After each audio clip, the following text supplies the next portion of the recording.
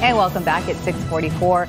It's Fire Prevention Week, and San Antonio fire officials say children are tuning out the sounds of smoke alarms as the digital world increasingly grows noisier around them. That's why they enlisted the help of local artists to raise awareness with a special cartoon public service announcement. Sarah Costa gives us a look at the cartoon and spoke with the fire department about its message.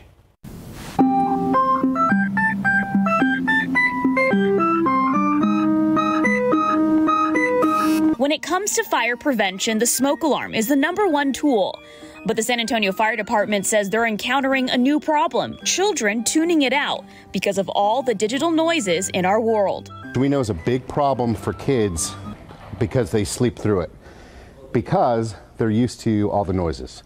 Their video games, their cell phone, the television, other household appliances. Woody Woodward, the San Antonio Fire Department marketing manager, says it's why SAFD teamed up with the local creative group Megaphonic Creative to create a PSA cartoon for San Antonio children, families, and schools.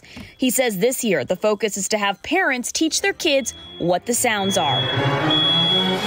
So there's a chirping sound if the batteries are low.